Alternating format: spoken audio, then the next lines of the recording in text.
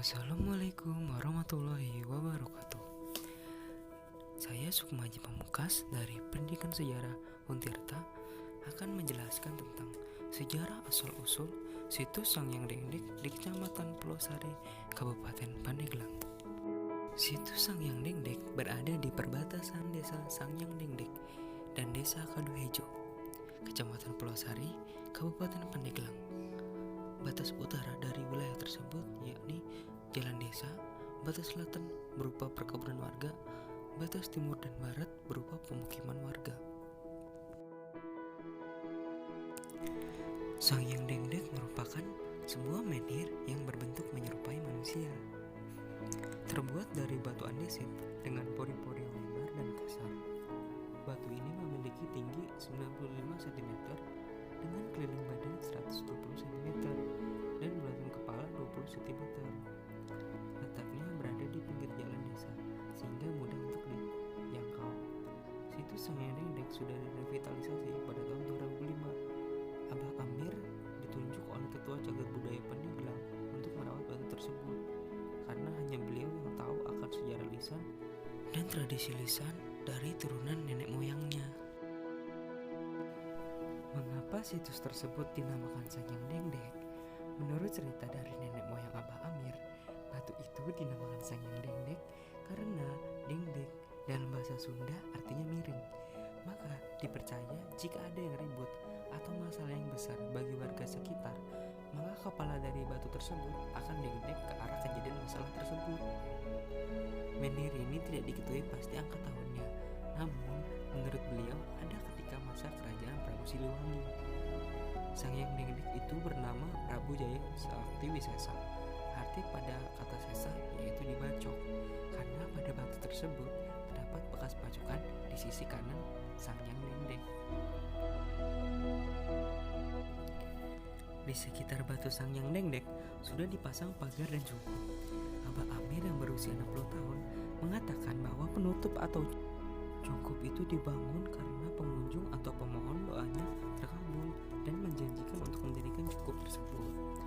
Sangyang Dengdek kini juga ditutupi oleh kain kafan lagi karena pemohon terkabul doanya.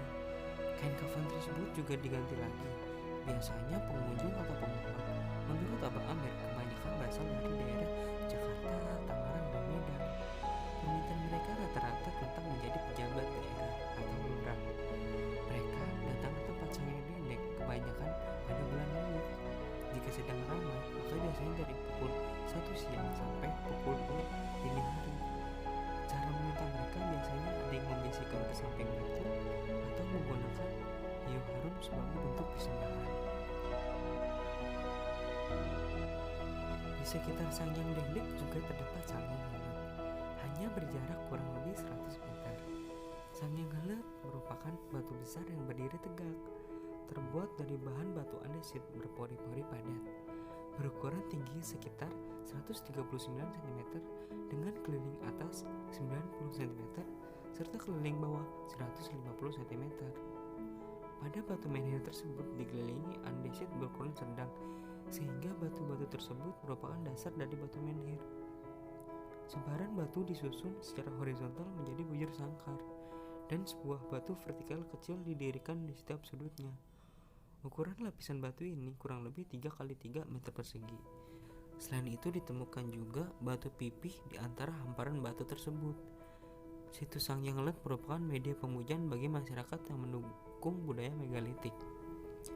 Di antara Sangyang Dengdek dengan Sangyang Helet terdapat cerita bahwa batu tersebut dulunya terdapat sepasang suami istri yang berbeda agama, yaitu suaminya beragama Islam sedangkan istrinya beragama Buddha.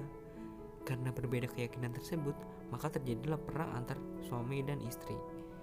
Batu ini juga memiliki keyakinan agama sendiri di atas pemohon, yaitu Sangyang Dengdek itu untuk orang yang beragama Islam dan Sangyang Helet untuk orang yang beragama Buddha dan agama lain. Banyak nilai dan fungsi yang berubah karena dulu dijadikan sebagai pemujaan kepada roh nenek moyang. Karena dipercaya mengabulkan permohonan tersebut, maka kini sudah dijadikan sebagai cagar budaya. Namun, masih saja orang datang meminta sesuatu, padahal sudah menganut agama Islam atau agama yang lain. Jika masih meminta hajat kepada patung tersebut, maka akan dianggap musyrik karena tidak sejalan dengan aliran agama Islam. Hanya itu saja yang bisa saya sampaikan.